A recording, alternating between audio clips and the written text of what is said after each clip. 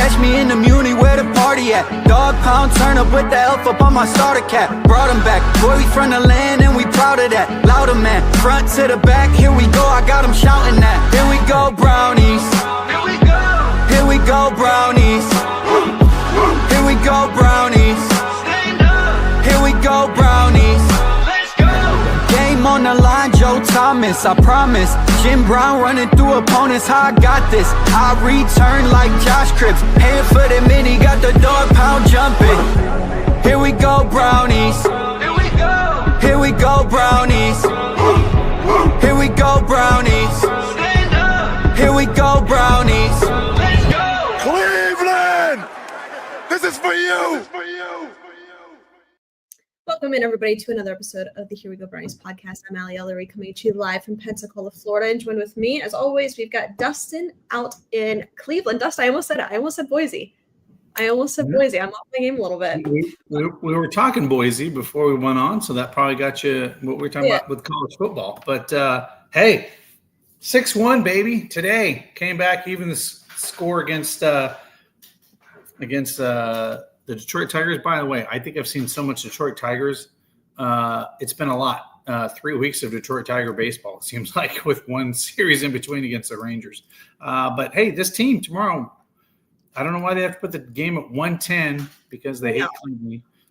It's just garbage trying to get people that live in a blue-collar city to go fill out a stadium of 30. I mean, it's ridiculous. And then somebody was like, oh, the Cubs did. I'm like, well, yeah, there's millions of people that live in Chicago, too. Like, Cleveland and Chicago, you can't compare the two fan bases. It's like, no, that doesn't work. That's a bummer. That's a bummer. Yeah. But I'm going to make it out. Going to take a client over there, enjoy the game. By the way, I bought my tickets. So, you know, I'm a big Kyle Manzardo fan because he's from Idaho, Coeur d'Alene.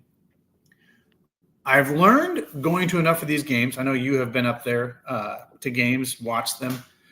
Section 113 is kind of like where they all dump their home runs out there in the right field where the pole line is. So, like, I'm buying my seats in 113 and manifesting some home runs for game 3. So I'm like, by the way, never have caught a home run ball or bounced home run ball or anything, foul ball in my life. Have you ever caught a foul ball or anything? Never. Like, it's kind of like no. It's kind of fun right now. Of course, if there's a little kid next to me, I'm definitely going to give it to the little kid because he deserves that. But no, I think it'd be kind of fun to just be able to be where the action is because I sit in the standing room only, just so you know, like it's the top at the back there, which is really cool. Fans are more animated there. They stack their Miller Lite beer cans to the ceilings, but I just always watch bing, bing, bing. There goes the home. I'm like, I could be nice to just sit down there for a game. Now you gotta keep your eyeballs open though too, because that's also where the balls are coming. So disaster can strike. You gotta be careful. Real quick before we get into it, so we got a lot to talk about. Quick word from our friends over at Hero. SOS, I could use a hero right about now. My favorite love is upside down. H-E-R-O, where do we all go? SOS, I could use a hero right about now. My favorite love is upside down. H-E-R-O, I crave a hero. All right, you got to get the Mr. Hero app. If you haven't already, you can get buy one, get one offers just for signing up. You can order there from the app. Really cool features, what they have going on there. Just head on over to your Mr. Hero location that's closest to you. Just do it. So good. It's so good. Yeah. And I was going to say to all of our winners, I love giving those away. We give away those family 4-packs. So I sent another 5 people today, family 4-packs, sent those out. So always when we put that out there, tag a friend, and then you can feed the family. Like, hey, who doesn't want to feed the family up for a whole night with a family 4-pack of Mr. Hero? So yeah, there you go. Like I said, a lot to get into. I have not done a show in 2 weeks. I feel maybe I'll be a little rusty on this. So bear with me if I am. I doubt it. I doubt it. A lot for work, so apologies on that one. But I'm happy to be back. Talk about your Cleveland Browns. A lot has happened, and we're going to start with kind of the most recent news source or, big story here, and that is new starter in Cleveland. That's Dillon Gabriel. I mean, let's just kick it off. Any surprises by this in terms of when they decided to make this change, the timing of this. I guess really that's the question is did you think that maybe when we were looking at this preseason, I think we kind of anticipated to be able to see some of these other guys at the time, Kenny Pickett, Dillon Gabriel, Shador Sanders, at some point during the season. Obviously, things have changed. Traded Kenny Pickett away. You just have Joe Flacco and the two rookies. Are you surprised that going into this, that at this point in the season, they're turning to Dillon Gabriel, or, did you think it was time? Well, I do have some sources, and people kind of understand why I have some sources. I was told that there was some division in the building. And what I mean by that is people on both sides that kind of should stick with Flacco, basically to help out or stabilize. But I think based on performance, and by the way, I am the biggest Joe Flacco fan. I loved what he did in 2023. I think we brought him back a year too late. I think they were kind of forced their hand saying product on the field isn't matching what we can do, especially with what this defense is giving us. We are not giving we're not being fair to our offensive playmakers if we're going to keep rolling out the same thing and only scoring 10, 16, 12, whatever those points are. Our defense is never going to have a damn chance. So I think they had to, in some ways, change. I mean, they were almost, their hand was forced based on Joe Flacco's performance on the field. I mean, that kind of dictated, which should anyway, at the end of the day, a starter shouldn't lose his job because of, unless it's glaringly some poor performance. And we've had, 6 turnovers by Joe Flacco and 2 lost fumbles. You can't have that and win football games in the NFL. It's 80% of the time you lose those football games. And, the Browns are 1-3. Imagine that. So the math matches. So, no, I'm not surprised. I am excited to see what Dillon Gabriel has. I think this is going to be a great opportunity for him.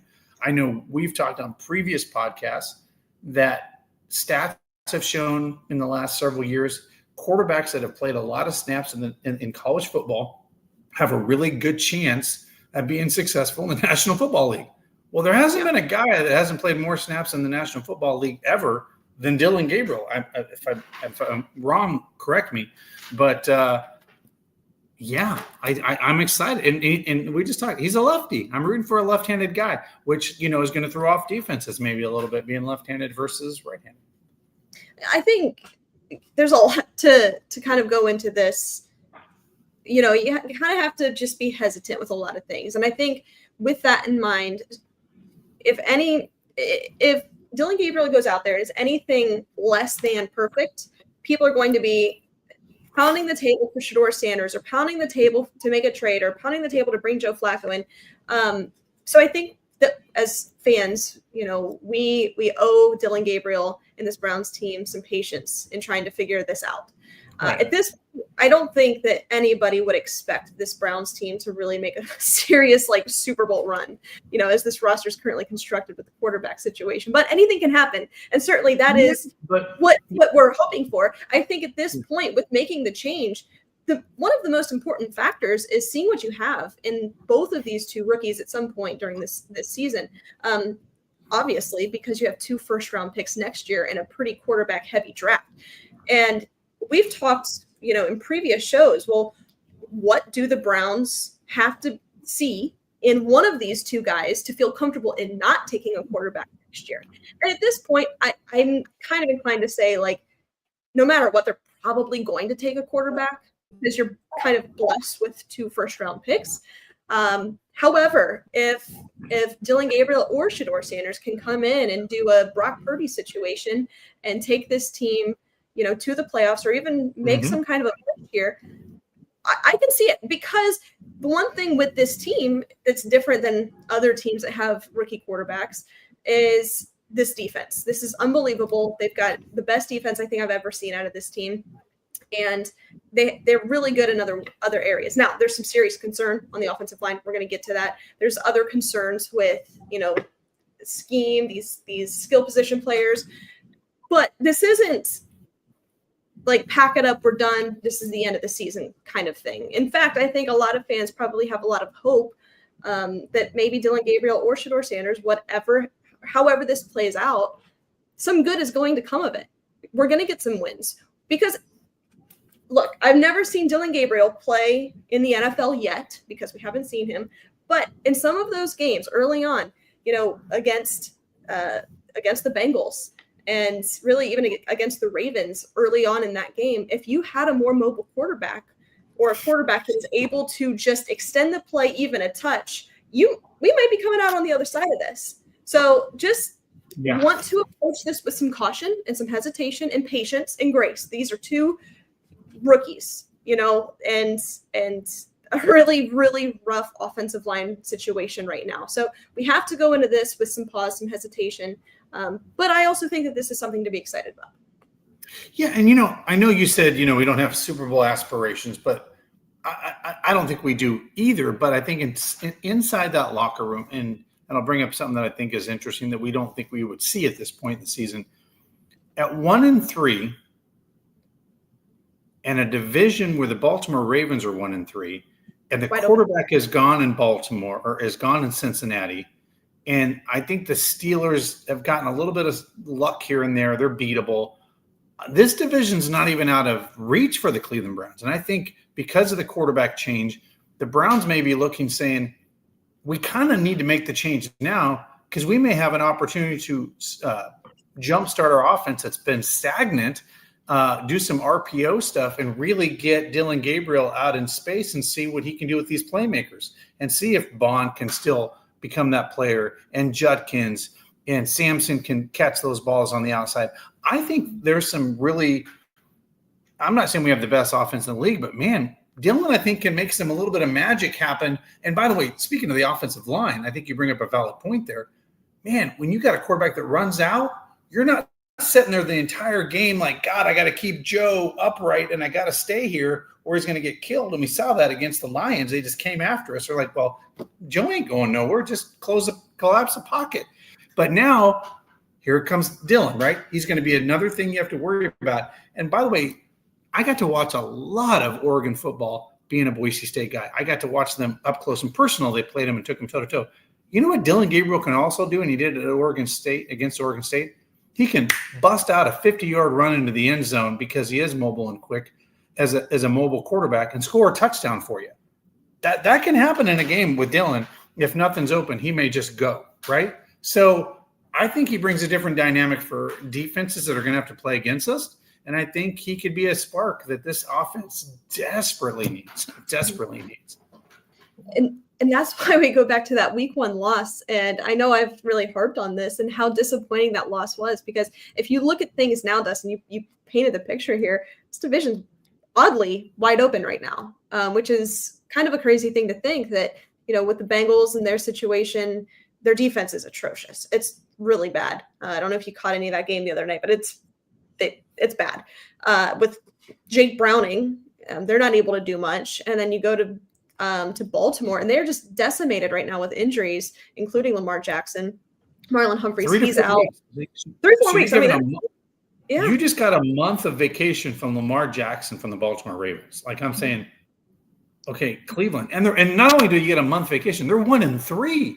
They're the same record as us. It's crazy to think. That's so disappointing. We weren't able to steal one of those games. Yeah. Don't get me wrong. I'm glad that the Browns beat the Packers. That's wonderful. But I would have loved it even just a little bit more if that could have been a divisional win. That would have. 2-3 right now. Yeah, 2-3. You're feeling pretty damn good going to London. Yeah, we'd be pretty confident. But nonetheless, the story holds that I think that there is some hope to be had here with Dillon Gabriel. He definitely brings new life to this offense. Look, I again just want to say I don't know that anybody on this team is the long-term answer, but you're not going to know unless you try. And I'm glad to see this Browns team rolling him out with an opportunity to really make a name for himself. So looking forward to that. Before we move on to the next thing here, Dustin, real quick, why don't you tell our listeners about Primetime, what they got going on there?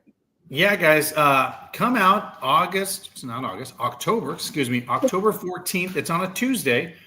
This is the day that athletes in the NFL get off from their activities. Come join us, Judkins. That's right.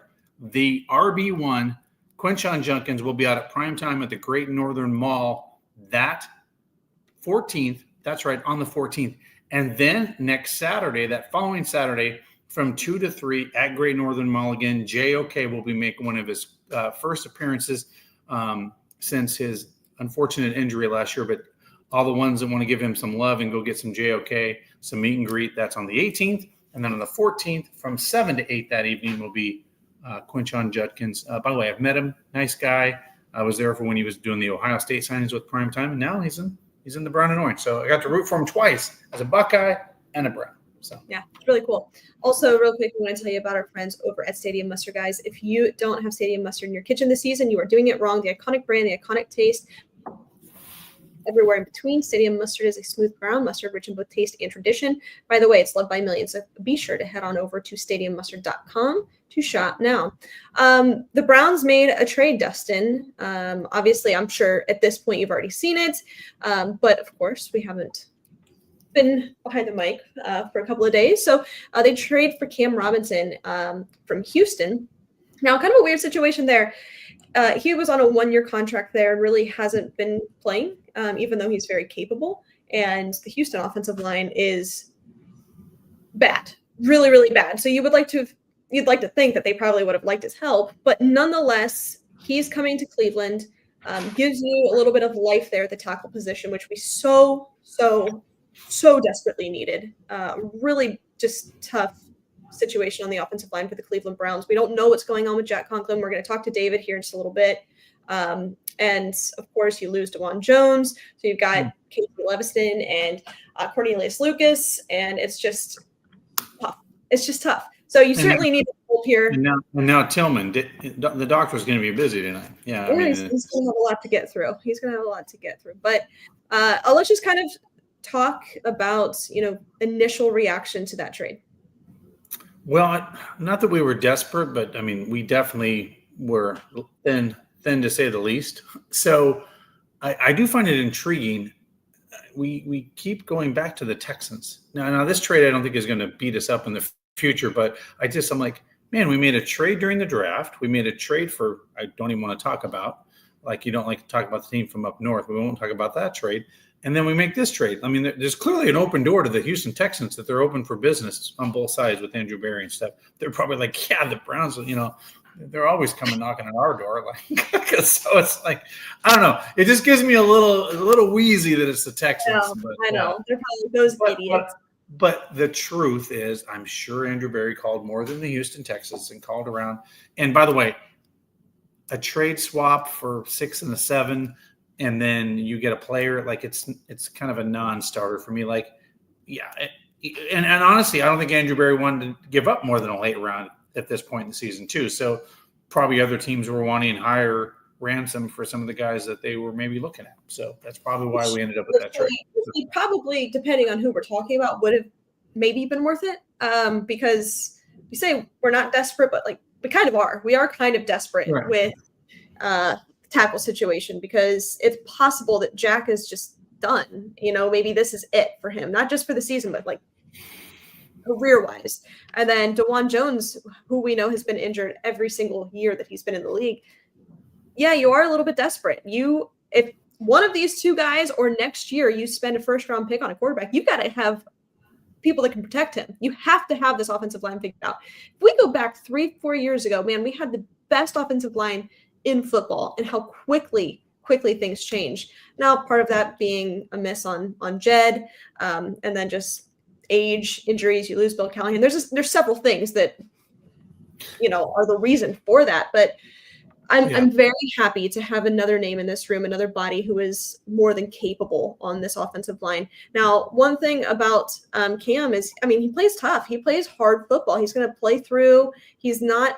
I'm talking about Jed in this conversation, and I hate to kind of, just beat a dead horse here, but a lot of times with Jed, we were kind of questioning his effort. You're not going to get that with Cam Robinson. He's definitely more of a hard-nosed player, higher work ethic. I'm really excited to see him. This is certainly an upgrade. It's interesting. You bring up, got to have a really good offensive line. And I was debating with Angel from the Bearded Browns podcast, because we kind of go back with stats and stuff. What was interesting, Joe Burrow got to the Super Bowl with like the 30th ranked pass rush offensive line. Like those are like numbers that are just crazy to me, like that he got to the Super Bowl without now he also, that was the last thing to bite him with the the Aaron Donald sack that ended that Super Bowl because of the offensive line. Like, well, that might have been why you just lost the Super Bowl because But it also goes to show how important quarterback play is, right? Joe Burrow alone, I mean, with Jamar Chase and T. Higgins, of course, but alone offensively was able to lead that team to the Super Bowl. Ultimately, wasn't able to seal the deal, and that's where those things come back to bite you. But just so important to have good quarterback play paired with a good defense and a good offensive line. Those are kind of, you have to have that. You've got to have it in today's NFL. So we'll talk to David here in just a moment, go through the injury report, and he's going to be busy. But anything else there, Dustin, you want to get to? No, I think that sums it up. I guess to say we have a lot to talk about on the injury front when we get to David. Give him plenty of time. Before we turn it over to him, I want to tell you about our friend Crystal John Toney. She's a real estate agent out of eXp Realty in Cleveland. So whether you're thinking about buying or selling, investing, or even renting, you can give her a call at 216-215-6663 or her email here at johntonysells@gmail.com. Please keep her in mind while you are going through the home buying or selling process. All right, we're going to bring – oh, yep, go ahead. Yeah, just real quick with her. I'm springing this on you, but her and I partnered. We're actually going to be doing a giveaway that we're going to drop it. We're going to talk about it tomorrow, and then we're going to drop it Friday, but you're going to be excited. It's going to be a gift that we're giving back to Cleveland that she's donating as a part of this, and something that we're participating in. But look for that. It'll be a drop of a prize that I think people are going to want to win coming up. So look for that from Crystal John Toney and the Here We Go Brownie Show. So. All right, we're going to bring David on real quick. A word from our friends over at Lorello Vineyards. Here we go, Brownies. Here we go. Woof, woof. Hello, welcome to Lorello Vineyards, Larry and Kim Lorello.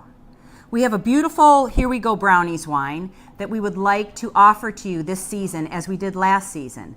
We have several other award-winning wines, lovely entertainment and events coming this summer.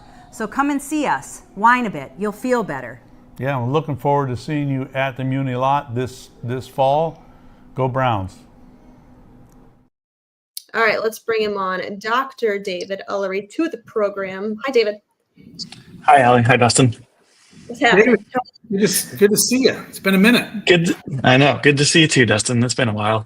So we're going to start off with this, and then we'll end with this. I don't know if Allie told you, but I got credentialed to go to Notre Dame for the Boise State Notre Dame game this Saturday. So I'm pretty excited. Never been there. So offline, we need to talk about the things I need to do to take all in what is Notre Dame. So we'll get to that. Awesome. You'll have a good time. Yeah. All right, David. Lot to talk about. You're going to have a whole list to go through. So copious amounts of notes. I will turn it over to you to kick things off. Head in any direction you want to go. Yeah, so there's definitely a lot to talk about now, especially just in the last week. While there are a lot of injuries, it doesn't feel necessarily as kind of, what I want to say, desperate, or there's not much despair as there was maybe 2 years ago yet anyway, but we'll kind of see because we know how things can kind of compile very quickly. So just looking at kind of the official practice report or injury report just from today alone, there's only one player who didn't practice, and it was Miles, kind of nursing an ankle injury. Don't have a ton of info on it. I imagine he probably sprained it or rolled it. But there's been no word that he's not going to play or not going to travel to London. So I expect that we'll be seeing him, no problem. It's probably just getting it rested up before they get on the road. The rest of these players all were limited in practice, but practiced. Batonio, Malik Collins, and Cornelius Lucas were all just rest related. They weren't injury related. So nothing to worry about there, at least from two guys on the offensive line there. Conklin practiced but was limited with his elbow. I know you guys kind of touched on that briefly. Kind of hard to really know what's going on with his elbow. I mean, he missed, 2 or 3 weeks now because of this elbow injury, and he's still in a huge brace. I saw a video from practice on Twitter not that long ago where they're kind of talking about how he's really not putting his weight on the arm when he's in his stance. And so even though he's practicing, it's still not totally functional for him. And that has a lot of concern, especially with pass protection, because you think about these linemen standing up right away, and then immediately they got your arms up and you're resisting, you're pushing. And if he's got some sort of ligamentous injury in that elbow that's causing some slight instability, it's going to be really hard to get any force behind that. So, I think it still remains to be seen if he's going to be playing on Sunday or not. They desperately need him to, but he also needs to get healthy to play as much as he can this season. So, he is practicing. He's on the IR, so it doesn't sound like it's something that is surgical at this point. But he's still got a big brace and a big wrap on that, and there's a little bit of concern with that for sure, just because it's been lingering now for a number of weeks. Grant Delpit was limited with a back injury. Mike Hall was limited during practice, and I saw half an hour ago Mary Kay tweeted out that it was just ruled that he is out for the game and not making the trip. So yet again, Mike Hall will not be suiting up this week, and it's rather unfortunate at this point that he wasn't placed on the IR to begin the year, because he's just taken up a roster spot at this point without any sort of production. Hopefully he comes back. I mean, we say that every week, but right now it's just kind of odd that he continues to be hampered by this injury, and there was no mention of putting him on the IR. So he's got to be close, but it just must not be enough for him to get all the way there. Do you think it's possible, to place him on the IR at this point? I guess I wouldn't be surprised if it happens. The fact that he's not even making the trip, not even suiting up, I wouldn't be surprised if they do just put him on for 4 weeks, just to kind of give him that full rest that he clearly needs, because he hasn't made it back yet, and open up, kind of a part-time elevation from the practice squad or from somewhere else. It's very surprising. It feels like it's been, I don't want to say mismanaged, because at the end of the day, you cannot really truly predict injuries, and these guys don't know what they're going to be like until they get out into practice. But I mean, at some point you got to kind of, for lack of a better term, like get off the pot, it's strange that he continues to be, limited out. And it's just this repetitive pattern that's kind of frustrating, but hopefully next week this isn't the case and he's playing. I don't know. Maybe it's tough. But yeah, I wouldn't be surprised. I don't know, when's the bye this week or this year? Do you know which week it is? November 1st. Off the top of your head? Okay. November So, 1st. I mean, if they're really worried about it, you put him on the IR now, and then he's back for week 8, 9, or 10, whatever that is after the bye. But I guess we'll see. And then lastly, Njoku was limited in practice with a knee injury. No real disclosures on what that is. Likely some kind of a sprain, but he's practicing, so shouldn't be an issue for Sunday. So that's the official kind of practice report from today. And then I can kind of go into more details about more serious injuries. I guess we'll start off with kind of the most pressing and most concerning would be Dillon. We know that he got injured with an illegal play in the game that led to an LCL tear and a hamstring tendon avulsion. So essentially it was it's like a chop block essentially, except even though he's on offense, he got hit below the waist beyond 1 yard past the line of scrimmage. It's an illegal play. It's been made illegal because of this. It is dangerous because you're getting all this forward momentum to push somebody's knee left, right, or backwards, which, knees aren't meant to go that way. And so there's a reason it was made illegal, and it's unfortunate that this happened and it wasn't flagged at all during the game. Not that would have prevented his injury, but it would have at least made up for it to some degree. But so LCL is the lateral collateral ligament. So it's the main stabilizing ligament for the outside part of the knee, preventing the knee from bending too far inward. And then the hamstring tendons, there's 2 of them on the outside of the knee there that attach to the fibula, which is also where the LCL attaches. And so it's a bit of a complex injury. We kind of look at it as equivalent to like a multi-ligament knee injury where 2 structures were torn. We kind of refer to them as the posterior lateral corner of the knee, or the PLC, not to be confused with the PCL. And so he had surgery, or he's going to have surgery, reconstruct the ligament, reattach the hamstring tendons. But I mean, this is, in terms of recovery, very similar to something like an ACL. I mean, it's 10 to 14 months. And it's quite concerning given someone of his size and his injury history.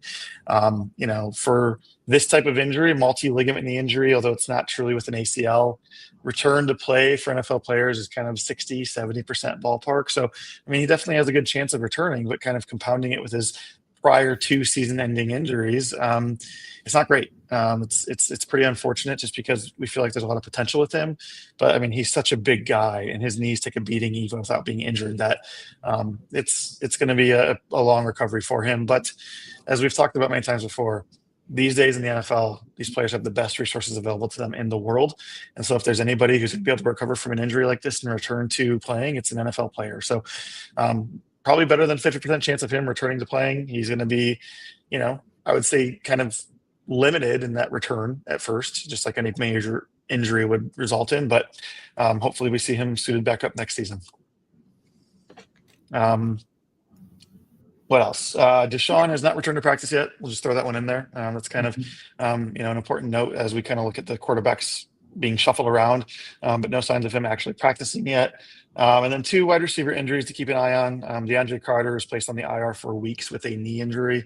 He'll be out for weeks. Kevin said likely some sort of a sprain, MCL, LCL, something like that, where it's not a full tear that requires surgery, but something that's going to take some time. And then Cedric Tillman also placed on the IR with a hamstring injury. So he strained his hamstring. We know how soft tissue injuries go.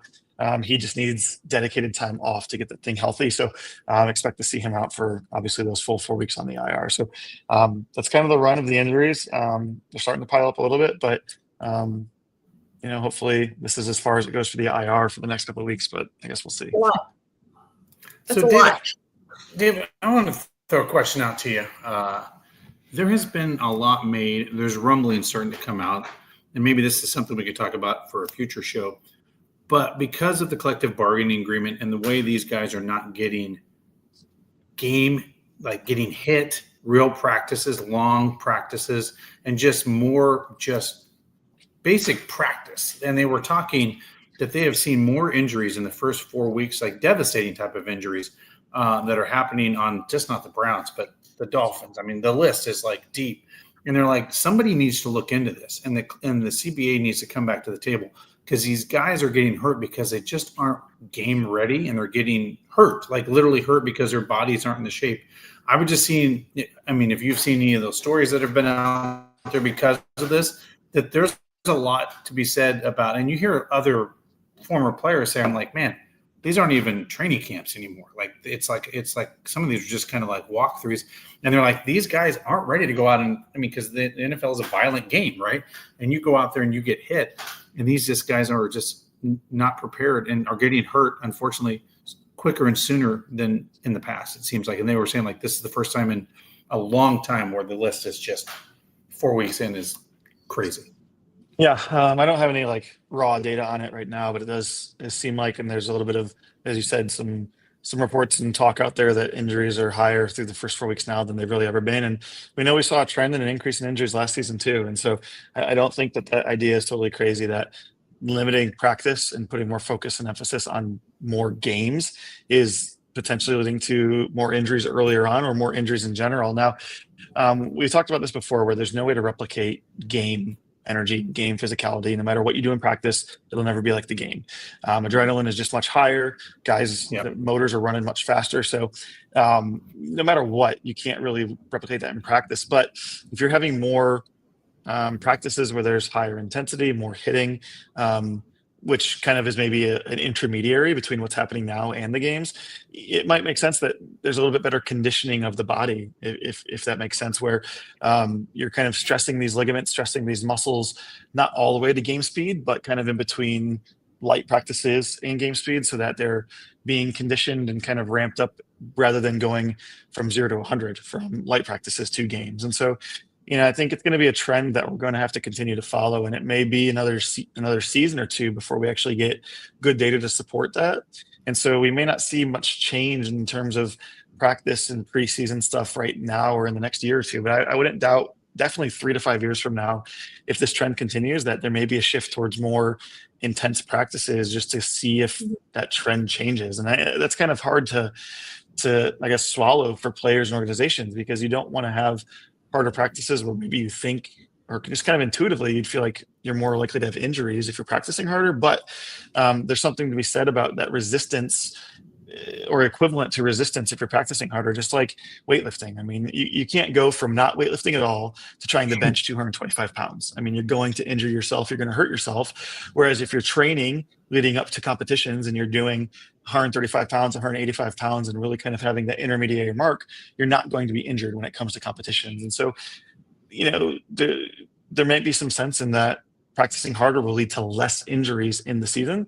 But like I said, it's going to be a couple of years before trends change, just like how we see defensive schemes changing towards how offenses are playing. The NFL goes in phases. And so I wouldn't be surprised if we do kind of go back 2 or 3 years, or look forward 2 or 3 years from now and say, bigger emphasis on preseason camp, hitting in-season practice, and seeing less injuries. But I mean, I think it's very interesting and definitely something to keep an eye on. Well, and it's not just the Browns. I mean, we're seeing this league wide, right? We just saw Right.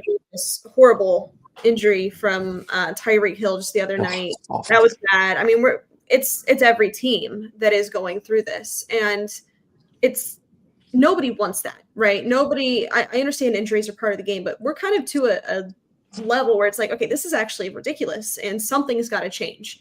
So I'm curious. Obviously, we don't have the answers to that, but being that this is not just a Browns problem, because previously we were questioning the Browns training staff, we were questioning strength and conditioning, and clearly I think this is a league-wide problem. And I'm sure that studies are being held within the league office. I would like to imagine that they're way ahead of this, but it's very interesting. I mean, I did not personally see the video of Tyreek, but David, I know you did, and I know it's circulating.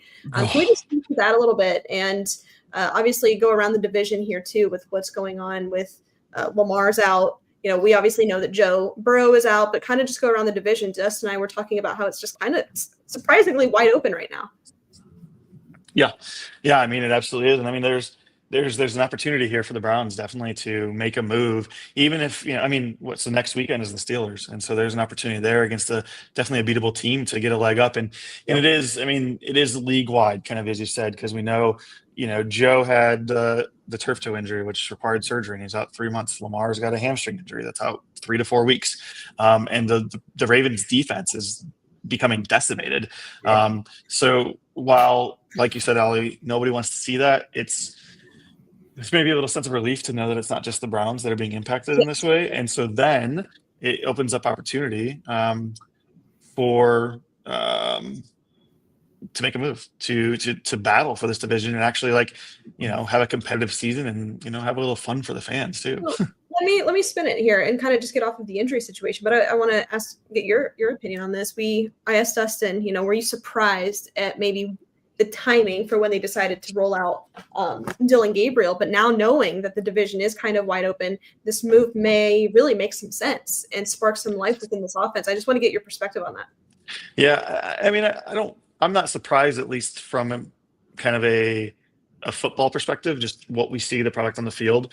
I think every week it looks like Joe's gotten worse. I mean, he's immobile, he's stiff, he's rigid, and we're just every new series on Sunday, we're clamoring for maybe this is the time Dillon's coming out. When we're watching the game here at home. And so I'm not totally surprised by the timing.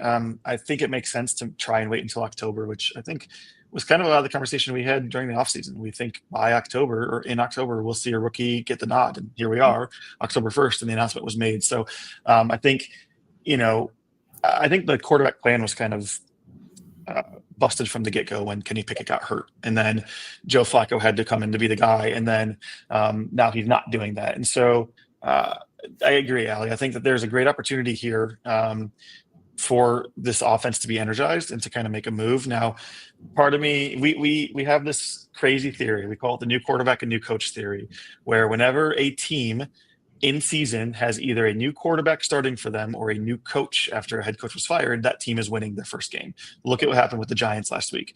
Jackson Dart went out there and got the win for them.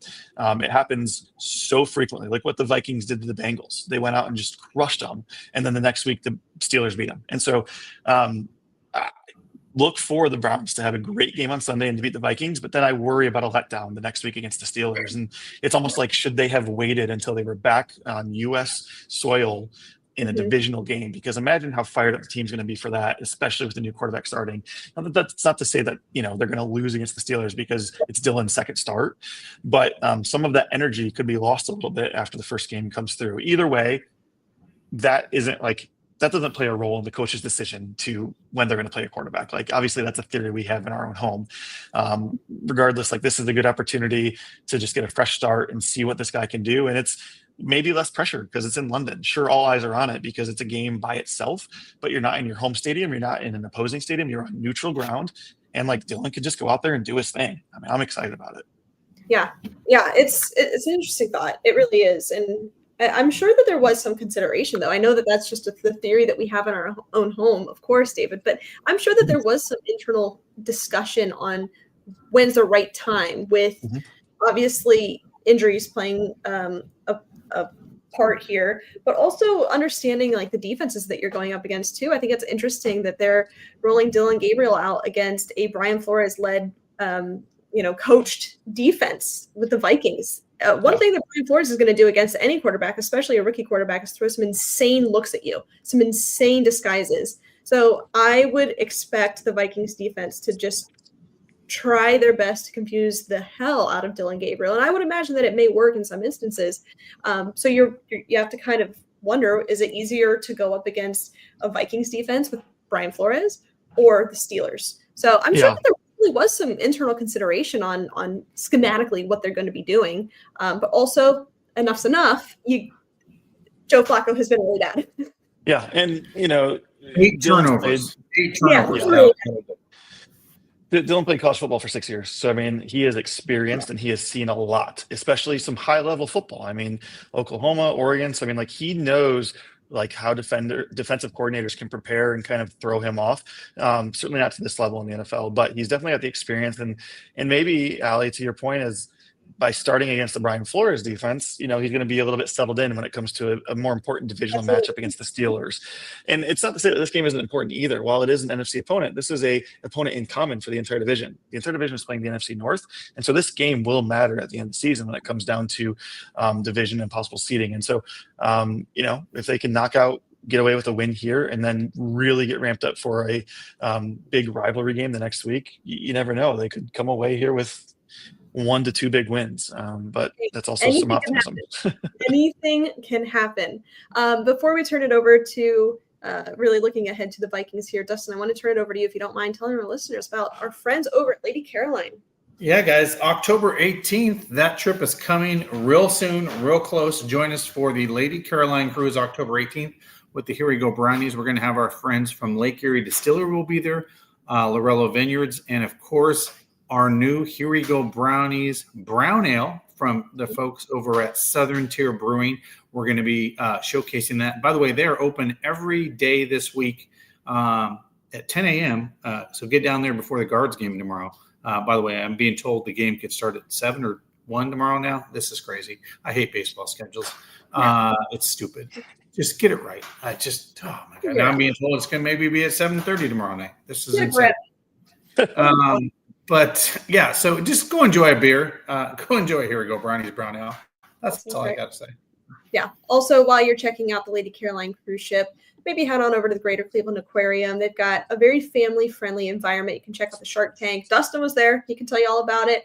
It's really cool building, really cool environment. Great place to take the family. So be sure to check out our friends over at Lady Caroline Cruise Ship. So kind of go around the room here. Keys to a victory against this Vikings team. I think this is a winnable game. I really do.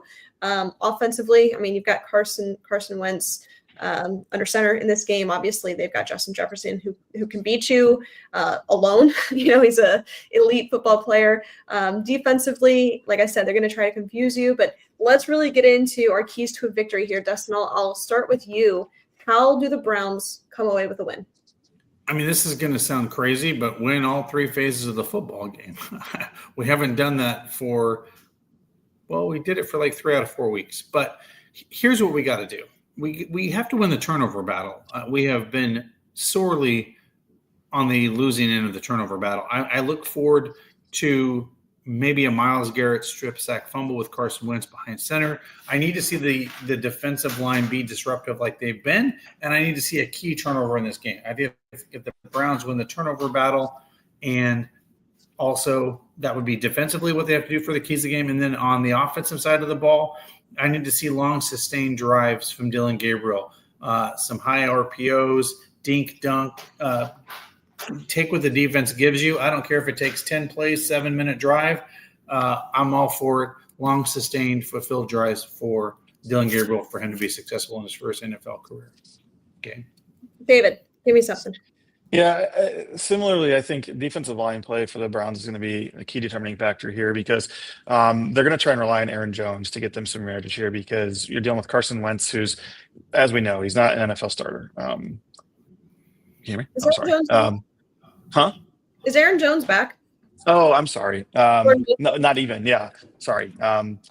So I mean, either way, though, they're still like with Carson Wentz kind of being a veteran, but not really a starter level. They're still going to want to try and run the ball as much as they can. And you limit the run, you're forcing him to pass, then you get some pressure on him. I think that's going to be a key to really just limiting Justin Jefferson's ability to expose the secondary.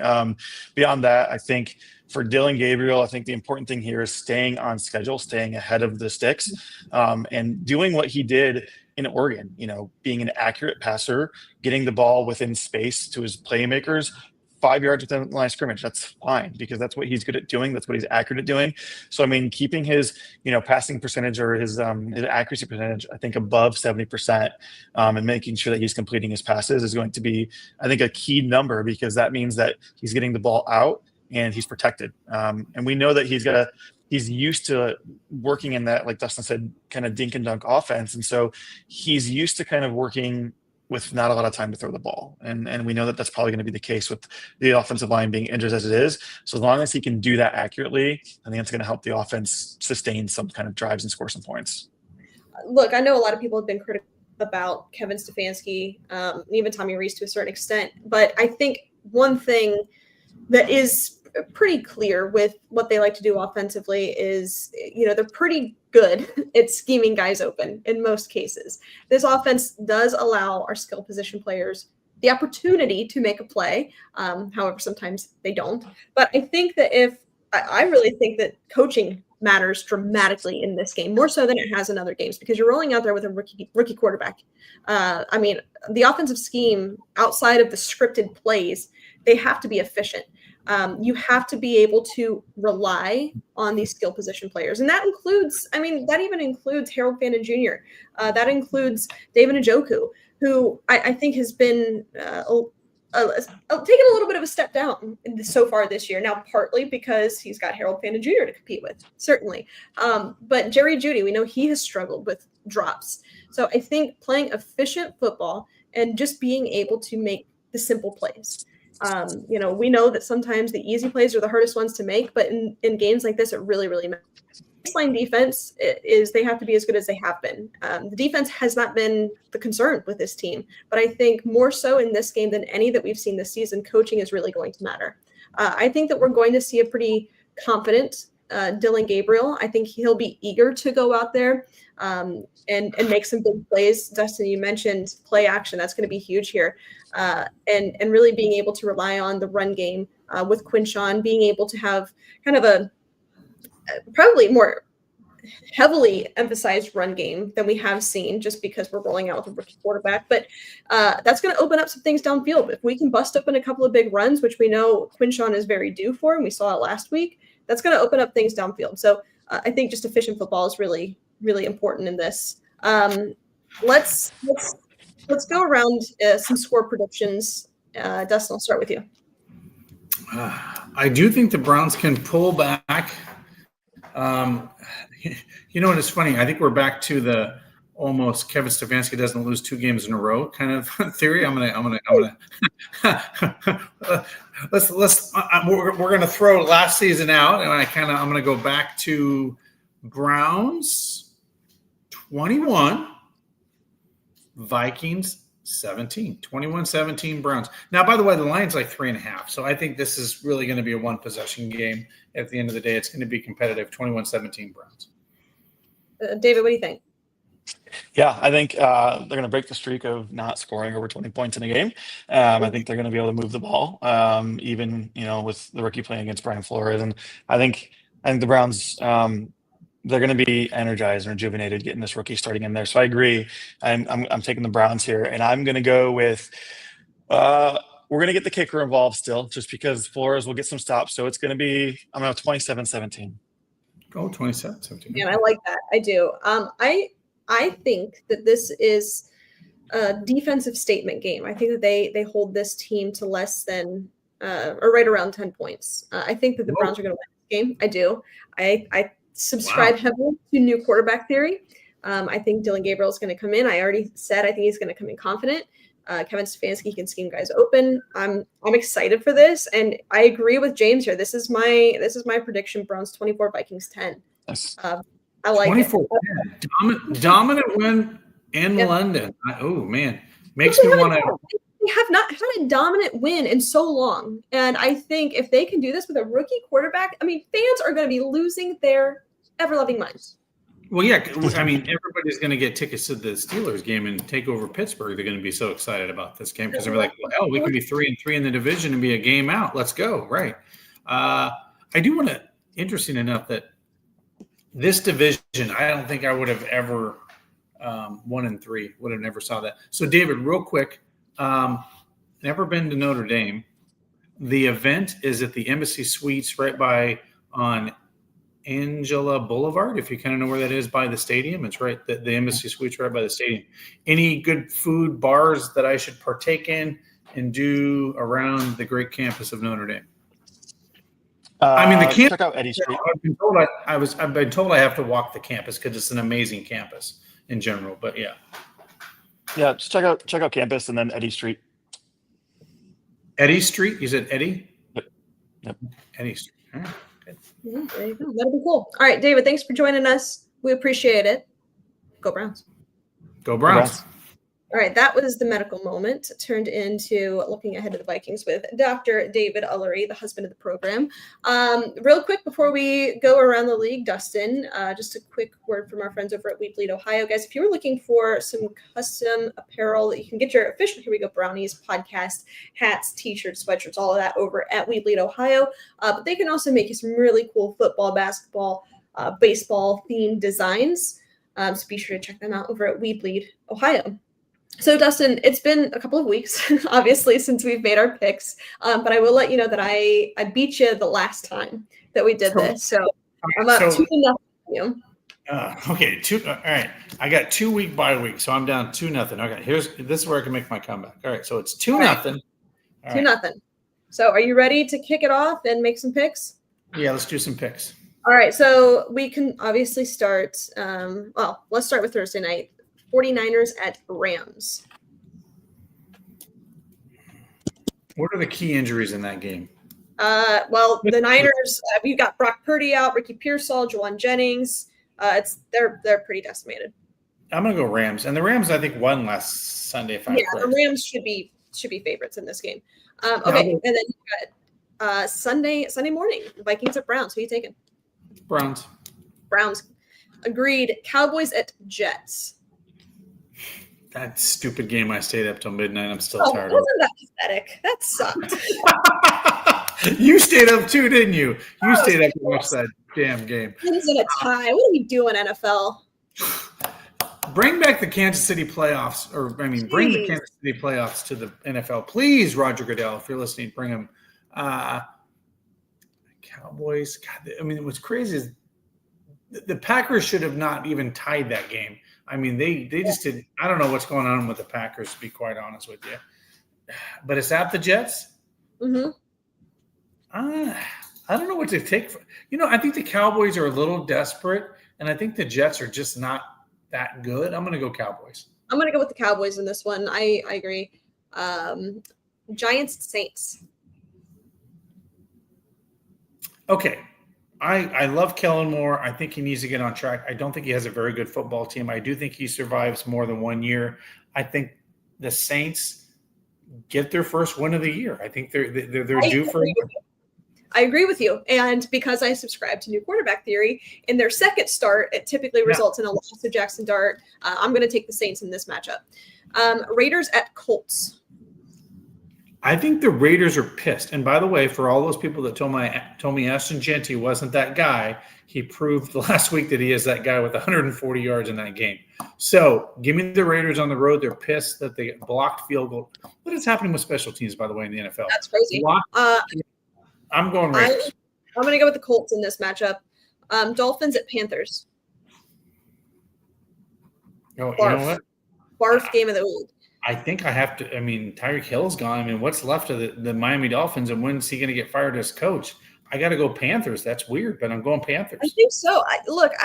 This is interesting. I think you've got two head coaches that seats are getting pretty warm. Callahan's getting a little mouthy in his post-game conferences too. He ain't liking the media. I don't know if you picked up on any of that. He's gotten a little salty with. Yeah. We're talking about the Dolphins with the Panthers. Oh, sorry. I was thinking the Titans. My bad. Sorry. I don't know why I had those two confused. Just the other bad team. Yeah, we're just going with all the bad teams here. But who you taking the Panthers? What are you doing? Yes. Panthers it is. All right, I think so. I agree. At home, if this was in Miami, maybe. I'll go with the Panthers. Broncos at Eagles. This is interesting. Don't the Eagles just look like they don't have a hangover and they're just badass? I mean, they look like they're that team again. Like, I just hate to say it, but man, the Eagles look for real. Give me the Eagles. Yeah, I think I agree with you. It's weird that AJ Brown is having the season that he's having. I'm kind of inclined to go with the Broncos, but off of that win, I think the Eagles probably get this one. Give me, I'm gonna take the Eagles with you. Texans at Ravens. Texans have found a little bit of life. Ravens are decimated, but Allie, we talked about this a couple years on this podcast. The Ravens kept winning despite a decimated defense. Remember that? They just kept winning. Yeah, they're well coached. I think this is an ugly game. I think this is ugly, but I think somehow, as much as I hate to say it, I think the Ravens eke it out in an ugly game. They still have the foundation, like you still have Derrick Henry at the end of the day. And yeah, he's turning the ball. Although he isn't in that we thought he would, he's still Derrick Henry. Like he's still got it somewhere. I don't know, but you've got Cooper Rush, who's a very serviceable backup quarterback. I think the Ravens are probably the better team. But the Texans are desperate too. Man, I don't know what to do with this one. I'm gonna take the Texans. I'm gonna take the Texans. All right. I don't feel that confident. I hope for my division I am wrong, just for the record. Yeah.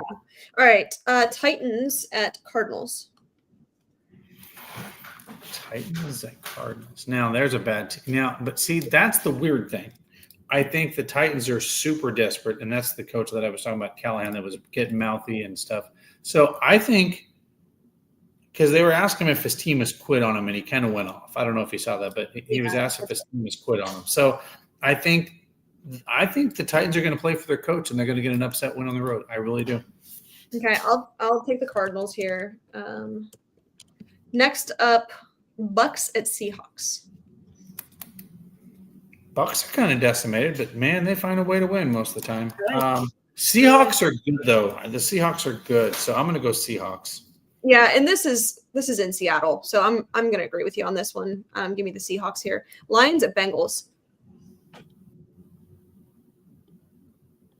Lions. I mean, the Lions are scary. Yeah. Commanders at Chargers. Is quarterback still out? Daniels? No, it looks like he'll be back. So Jaden Daniels looks like he'll be good to go. I think the Commanders have a bounce back on the road. I think they get behind their quarterback. I'm going to take the Chargers in this one. I think. None of these I feel that confident in at this point in the season. It is kind of a sloppy week. There's a couple. Yeah. I don't know what to expect. So many injuries, so many just changes. Sunday Night Football, you've got the Patriots at the Bills. Patriots have shown that they can give a little, and you got Vrabel coming home. Interesting. This could be a fun matchup. Give me the Bills. I believe in the Bills. Sure, give me the Bills. Yeah, agreed. And then Monday night, Chiefs at Jags. This is interesting. Chiefs. I think so. Chiefs. Give me the Chiefs. All right. There you go. There you have it. I've got the Colts. You've got the Raiders. I've got the Texans. You've got the Ravens. I've got the Cardinals. You've got the Titans. And I have the Chargers. And you have the Commanders. So 4 games. I need Raiders, Ravens, Titans, Commanders. That's what I have down. Those are that's my bingo card right there. By the way, speaking of sports betting, Allie, you're gonna love this. I made a stupid. I wouldn't call it a stupid bet. $20 bonus bet just because they threw it at me, so I'm taking it. It was $10, and I added $10 to it. $20, and then I messed with it a little bit. $20 paid me $2,400. You ready? Yeah, let's hear it. Gibbs had to get 60 yards. Ding.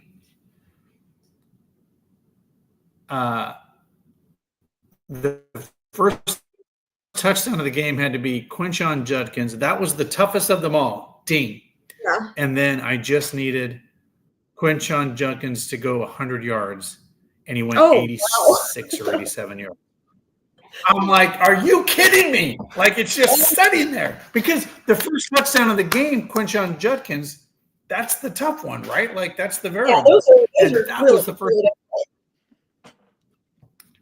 And everybody in the bar was like, dude, we want to win for you. Like, this is a great bet. Like, nobody wins $2,500 on a $20 bet. Like, that's great. that's why they That's great. That's why they come. By the way, I've downloaded the apps now in Ohio, and I'm kind of becoming a little bit of a degenerate. Now, do you have online apps in Florida? Can you do the? We have Hard Rock. We're only able to use Hard Rock. Yeah. So that's through the app, though. That's the only one you can use, the Hard Rock. Correct. Yeah. Okay. Yeah. So now, Ohio's got DraftKings, Bet360. I mean, we got them all. So, and by the way, every time you download a new one, guess what you get? A bonus bet, free. So Well, maybe soon we'll start doing a parlay of the week to end the show. Ooh, that could be really. Ooh, parlay of the week. I like that. Something up, but hey, you know what? It sounds like we need some kind of fantasy. Like somebody to. We need a betting app to. So if anybody knows any betting apps, we'd love to partner with, because that would be kind of fun, actually. That would be fun. All right. Well, that wraps it up. Thank you, everybody, for tuning in. We appreciate you. Stay safe, stay healthy. And as always, Browns fans, go Browns. But before we end the show, a quick word from Mr. Hero. SOS, I could use a hero right about now. My faith in love is upside down. HERO, where will we all go? SOS, I could use a hero right about now. Mr. Hero's turning 60. We're proud to have served your favorite cravings for 60 years in celebrating what we do best. Thanks, Ohio. I crave a hero. Now we're wrapping up. Thanks, everybody, for tuning in. Stay safe, stay healthy. And as always, Browns fans, go Browns.